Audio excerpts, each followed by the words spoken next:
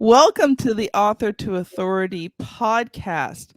And today I'm going to challenge your concept of CEO. So, if you run your own business, whether it's solopreneur, small business, where you've got a few freelancers, you are the CEO of your company, and you're going to want to listen to today's episode because we have with us Ken Paskins. And I'm excited for this conversation because he has worked with so many different companies over the years, humongous companies that are like profit and loss of $500 million. I mean, he closed a $40 million software deal just after 9/11. But for the past 7 years, he has worked with many companies from pre-revenue to 200 million as CEO or COO. And you know what? He works in chaotic industries. So I'm excited for today's conversation because not often do you get to talk to someone who has so much experience. So welcome to the show, Ken. Hey, thank you, Kim. I appreciate it. Just one point of clarification. I've ran P&Ls up to $500 million. I've actually worked for Fortune 100 companies such as Oracle and things of that nature, but I've ran very big companies and divisions. So, Okay, well, thank you for the clarification. Sure. Ken, this is your first time on the Author to Yeah. Authority podcast. So, one of the things we always do is I want to give you an opportunity to introduce yourself and share a bit more about your business story. And, Yeah. How did you end up becoming the CEO of the Shift Spot? Yeah. So, boy, it is a story, and it starts in the cornfields of Indiana, to be quite honest, where I grew up. So I grew up in Indiana, and grew up in an entrepreneur environment and family, if you will. And my father was a third generation of never working for anyone, having his own company, and he was a big risk taker, right? So he's I'm sure you've ran across him before, but he and my mom were the types that put all their money on red 32 and roll the dice. And sometimes it worked and sometimes it didn't. Sometimes, money fell out of the skies and we were fortunate, and, kids with their little clip-on ties and eating lobster and all that. And then literally 3-4 months down the road, competition would move into what he was in the restaurant industry, move in and put him out of business. And my mom would literally come to my door and knock on the door and ask me to hop in the car and go down to the bank and borrow some money so she could pay the phone bill. So I saw a lot of drama from a kid, and it tears on you growing up in those ups and downs and those environments, Yes. if you will. And, and I got a lot of my work ethic. I say it, and it sounds like a joke, but I literally was working in the fields at 8 or 9. And I know that breaks every child labor law known to man, but it was different times back then. And you wanted to make money and you lived out in the country. Your dad had a lot of friends who were farmers. You actually did that. So I did that. But after going through that experience, I wanted to do something different for my family. I wanted stability. So I took the corporate route. And as you had stated, a couple of things, my career really took off. Unfortunately, for a lot of people, a lot of struggles after 9/11. 9/11, I was fortunate. And right after that, I closed a $40 million software transaction with a telecom company called Quest Communications. And that got me a lot of recognition and everything. As I was a sales guy back then, but it got me a lot of recognition with a very large software company I worked with. And they put me in their executive track, and they grew me and mentored me. And I was the only bag carrying sales guy in that track. And, and I grew up through the ranks and everything. And like I said, I worked for companies like Oracle. And so I got a lot of great mentoring and leadership training and experience, and managed some very large teams, and I was very fortunate. And after doing that for some time, and like a lot of guys my age back then, I'm even older now, unfortunately, but after traveling, Aren't we all? Yeah, we don't get younger, do we? But after traveling 150,000 miles, I wanted to do something different. So I dropped out of corporate America and I started operating as a fractional CEO, COO. And what that is I became a fixer, and I started working with business owners below 50 million, 20 million actually, and below for the most part, that were struggling in a variety of areas. And, they were hitting some sort of ceiling, either from making poor hiring decisions, or, not understanding how to, use numbers and financials to drive their business. So I did that and gained a lot of great, insights and everything. And Kim, I started seeing all these same movies play over and over again of these challenges, and quite honestly, reminded me of being a kid again and watching my father. And I wanted to make a bigger impact. And I'm sure you know this, but literally 38% of all companies fail after their first year, and 50% year 5, and 50% of all business owners get a majority of their learning and their education doing the job themselves in their company, right? So like my father taught himself finances and leadership and everything, and I knew there was a better way. Preach into the choir. Yeah. So a lot of business owners make those expensive mistakes, right? And formed a company called the Shift Spot, and it's a community open to business owners and CEOs, generally companies 50 employees or less, 10 years of experience and less. And we put together 144 events through the year that surround them with other experts and people like them on their journey in life. And that's my long story and how I got here. It's funny you talk about working as a kid, because like I did the newspaper route, and I think that's almost harder. I mean, I had 4 apartment buildings. I had hundreds of papers I was hauling around, man. I think that was almost more child labor than working in a field, man. Well, you say that, but you were. I was working literally in 100-degree weather. Now, the thing that you didn't have that I had, imagine walking in a cornfield and then 4 inches of mud formed around your feet, and then getting cuts by corn all day, and coming home, with bugs and insects all over you. So you didn't have that, Kim. No, that's true. But I was hauling hundreds of pounds. Yeah, I hear you. Yeah, I hear you. We both have paid our dues from that perspective, it sounds like. Like I think back on that, and even as a kid, I never knew that I wanted to be an entrepreneur, but I was always trying to do things to earn money. Yeah. And I never realized that I had that entrepreneurial spirit until I was in my 20s. Yeah. Now, I knew it as a kid. So I started lawn mowing companies and painting companies and all that, and I was never shy of work and labor and everything. But I knew also, literally, it's traumatizing when you're, 8, 9, 10, and you got to loan your mom money to pay the phone bill, right? You're like, I think I'm going to take a different path, at least short term. So, and I'm glad I did. Yeah, my dad ran into some financial problems when I was a kid, and I remember one Christmas, he came up to me. My mom had died, so I was the oldest child, so he talked to me a lot. Yeah. And he basically said, "Kim, I don't have any money." So him and I agreed upon that, my younger sister would get a fair amount of gifts. She'd get the good gifts, and we came up with a bunch of very small, cheap things that and I kind of put aside Christmas because dad didn't really have the money.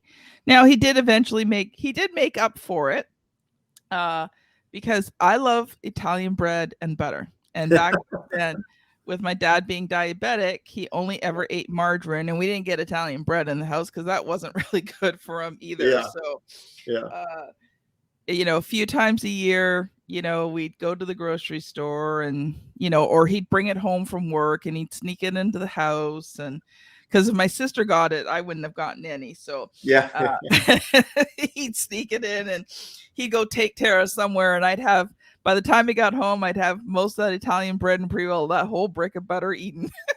You love good bread. Oh, it's funny, looking back on the things. I mean, my dad wasn't really an entrepreneur, but his passion for people really impacted me. And I think that has done me so well as an entrepreneur. So I love the fact that you talk about the things that you got from your parents that you passed, that were passed down to you, but you also recognize some of the weaknesses. Yeah. And I think sometimes we can either vilify or idolize our parents, and I think Yeah. the balance is coming to that place, recognizing they were people just like us. Yeah, exactly, exactly. It was a little bit role reversal as a child, though. I don't know where you were, but it was kind of strange. I was often the adult in the family, and the mature one. I joke with my dad, and my mom and dad are still alive today, and healthy, but 80 and 83. And I joke with them and tell them that I think they finally grew up 2 years ago and matured, and I swear it's the truth. There were many, many years. It's like someday they're just going to fall flat on their face, and I'm going to have to take care of them the rest of their life. And they fortunately made some other bets later on, and they turned out well. And fortunately, they've done well. But the kids are out of the house now, per se. Well, Ken, I want to let you loose because I know you've come prepared with some teaching and training on, Yeah. what do CEOs with 10 less years of experience need to win? So I want to let Yeah. you loose to share about that for a bit. Yeah, sure. So there's a variety of things. So when you enter the shift spot, one thing that we do is we assign them to an accountability coach, right, which helps them stay on a track on a weekly basis, and which is a ton of value.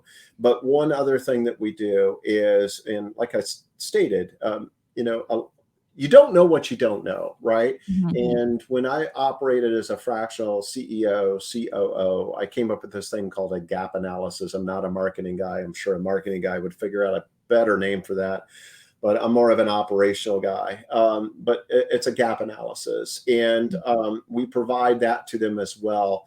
And basically, it's a one first thing to give them complete insights into some of the things that are holding them back and getting in their way, and preventing them from scaling and raising a company to the next level, per se. And it looks at all aspects of the company, from finance to IT to Mhm. sales to marketing. And we'll ask them very basic things such as, do you have financial controls in place? And some people will say, not only do I not have that, but I'm not sure what that is and what the importance is, right? Or do you have an employee onboarding program? But it goes across a lot of things. It helps crystallize, some of their challenges. Right? So we'll go through that process. But then, the areas that we concentrate on through our community, and it is a community. So Mhm. the areas that we concentrate on are leadership and management, right? So we spend time in those areas. Sales and marketing, obviously, revenue solves Mhm. all problems, right? Human capital. So that means, hiring, firing, people issues, personnel issues, and there's more and more personnel issues, post COVID than there ever have been before. Finances, right, as well. And then Mhm. systems and processes. So a lot of owners, what we found, will throw bodies at a problem versus systemizing them or adding processes to the equation. But a sixth thing that we do that I think is honestly very unique in comparison to anything else out there is we understand to be the very best CEO and to achieve your vision and to elevate your company, you have to be balanced right now. And that means you have to be balanced in your head and your health and your thinking. And so we have a balance equation. So that we add in there. And every month we have new experts that come in and they'll go through this around all those core areas. But then on a weekly basis, we have these sessions that they'll sit, if you imagine, a virtual room and Mhm. other CEOs, and it will be professionally facilitated, and we'll help solve some of the biggest problems and or questions, such as, hey, I've got to fire, my head of sales, and I've never fired a critical person, and I'm Mhm. really nervous about that. How do we do that? We'll help them actually come up with a solution and everything just to keep them on track. But really just focusing on those core things, such as help keeping them accountable and on track, surround them with the right experts, help them solve their problems. And it really crystallizes and begins with that gap analysis of where they're at and where they need to go and what areas they need to focus on, so that they can get out of that rat race of working in the business every day and start what I call working on the business. So I like that. I like that. So what would be some practical things? So if our CEOs are listening to this and they're listening to you, where are some practical places that they can start, even like right now today, to kind of, move themselves forward? Yeah. Boy, that's such a broad question, and where to even go. But one of the movies that I see repetitively is the fact that literally any and every company I've walked into, I've heard a CEO say, I just don't know why my people don't get it, why they don't understand my vision, and why everything has to come to me. And they work under the impression, not all, right, but a lot of times they'll think that what I'm saying is clear, right? And what I'll find is we're not setting the right expectations and giving that clarity, right? So focus on giving the right expectations to your employees, right? So that you can hold them accountable, and realize that it's not a one and done, it's repetitive. So each human generally needs to hear or see something up to 7 times, right, for it to fully sink in. I took a lot of like NLP classes just because I like to study weird stuff all the time. And I learned that some people are audio and some people are visual, right? So if you listen to an employee and they say, I hear you, they're audio. Guess what? Start to tell them things where they hear it. It will sink in. If they say, I see you, they're more visual and everything. And that you need to provide them visual. So, make sure that you're setting the right expectations. And then, dovetailed into that is, why do I always have to do things myself?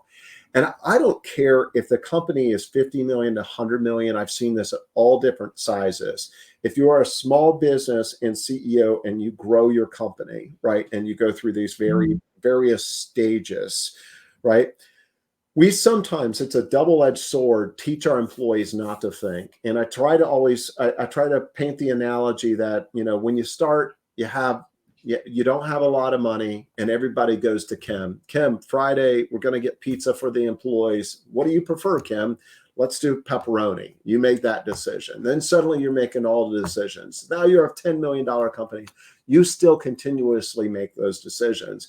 Then we surround ourselves with all these employees, right, that are doing things and working hard, but we're finding that they bring all the problems to us. And it's because we've created that and we allow that a lot of times.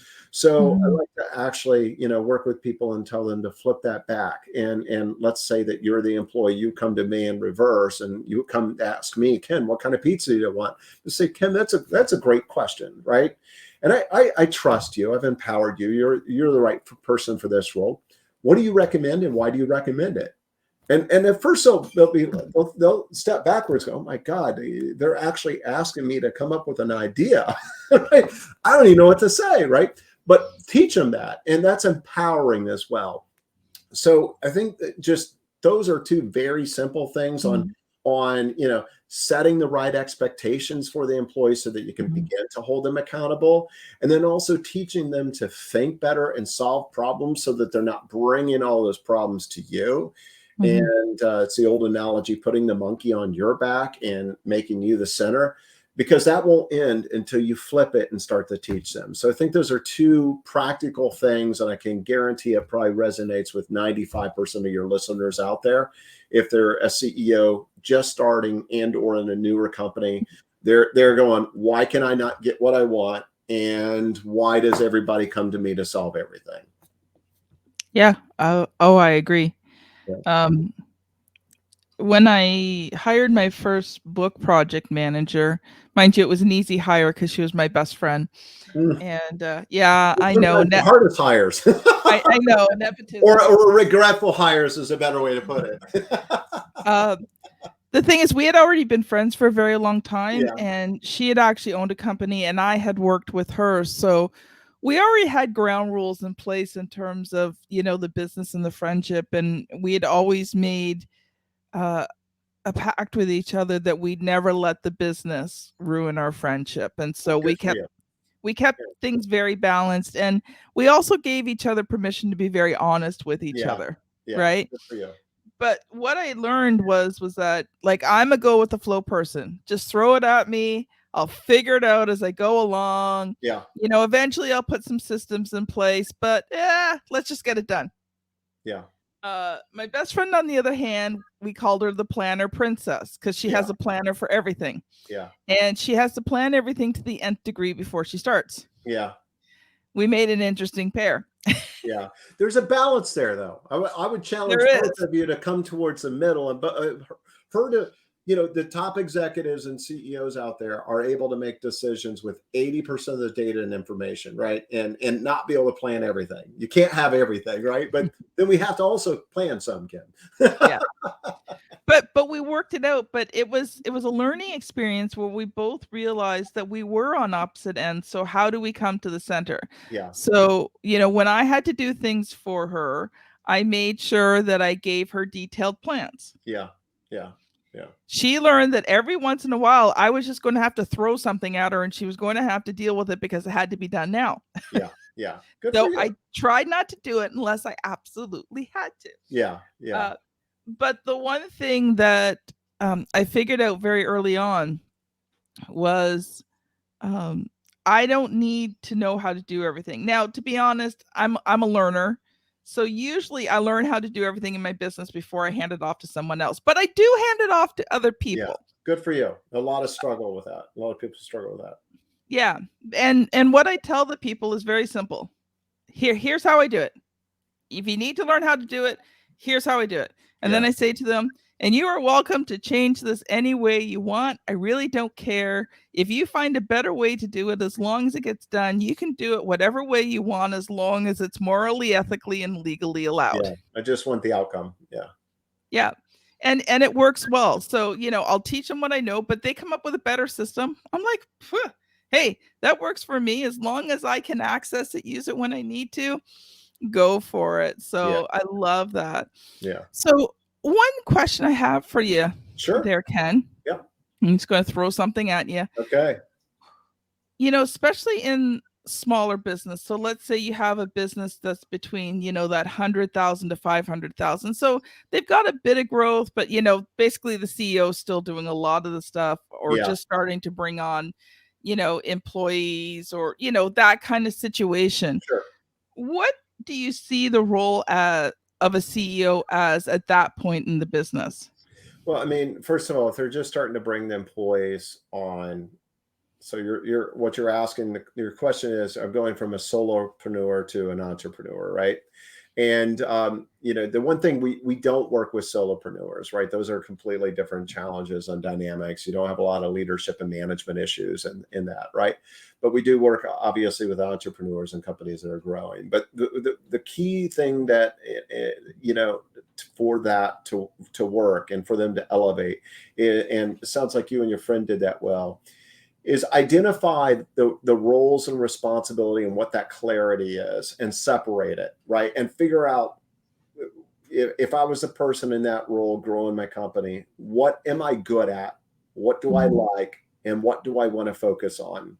And then find yourself somebody that is good at the stuff you don't like, wants to work on it, and make sure that there is that clear role clarity. And make that for your very first employee and go forward. So a lot of owners typically they start up on, they're a creator, meaning of a product or a service or a great idea. So, or they're a salesperson, right? That, can sell. Yeah, I can sell my landscaping services better than anybody else. So if you're the salesperson, go find somebody that's probably, better at the stuff you hate, such as process or systems or something like that. If you're the other guy, you probably hate sales and marketing. Go find out somebody, but make it very clear, and then just begin to gradually build the organization. And you eventually want to find yourself where you are in the seat, where you're focusing on the things that you love doing and you're really, really good at. And eventually that should be, I'm more in a visionary seat and I'm setting long-term direction for my company, right? I'm dealing with strategy. I'm dealing with, our top employee relationship, customer relationship, partner relationships, whatever. And honestly, you're having fun doing it. But that's how you would want to do it, as you're building up through those thresholds. That is awesome. So Ken, I didn't get a chance to ask you this before Sure. the show, because usually I do. Are you an author at all? I am. I've got a couple, I guess, ebooks. I wouldn't call me a professional author per se. So I'm a semi-professional author, or I have written things. Yes. Okay. Well, I'll ask you a different question, because usually if you're sort of a full-scale author, there's a question I ask, but Yeah. I'm going to shift it a little bit. So, Sure. so if you were to write a book for your business, I what know would you write exactly about? Yeah, I know exactly what it'd be, because actually I've written the ebook and I want to expand it, but it would be called Scaling with Ease. And I know that a professional writer like you would say, never come up with the title first, because actually I have been researching that too. But Actually, no. no. Okay, Like I've some read. publishers may, but see, here's the thing. Okay. The people I work with are thought leaders. Okay. So many times by the time they come to me, they already have an established message. Gotcha. Okay. So and sometimes they already know the title because it's part of the branding. Like, I don't know how well you can see it back there, but on the top shelf is Selling from the Heart, Larry Levine. Okay. That was already his brand. He already knew. So I actually don't mind that at all, because those are the type of people I love working with. Okay. So Scaling with Ease, which I've already written our ebook and our small draft, if you will, and it's on the website, but I want to really expand on that. And I want to actually, at a high level, walk through just, my story and the stories I've seen, and some of the tragic stories in business, some of the great stories in business, but then the core elements of how any business owner of any size can actually begin to scale their business and elevate themselves in the areas that we've talked about. But I do want to do that, and I'm just not there yet. But I know the book. I know what it's going to be about. I got to do, right? I got to do. Accountability, Ken. Accountability. Yeah. Well, I have to hold myself accountable to do it, and I have not made that commitment yet. So it's in the future. It is in the future. So Ken, what I would love to do, and how we usually end the show, is I would love for you to do two things. Sure. Can you share a final thought with us? And then if people have really enjoyed this episode and they want to connect with you, how can they get a hold of you? Yeah. Well, two things. So the final thought would be, we're going to offer a free gap analysis to just two of your listeners, because honestly, it's extensive. It's a $5,000 cost. It takes a lot of my time to do it. But if your listeners listen to this and they're hearing some things, I think I'm blending your questions, so feel free to pin me down if I don't answer you directly.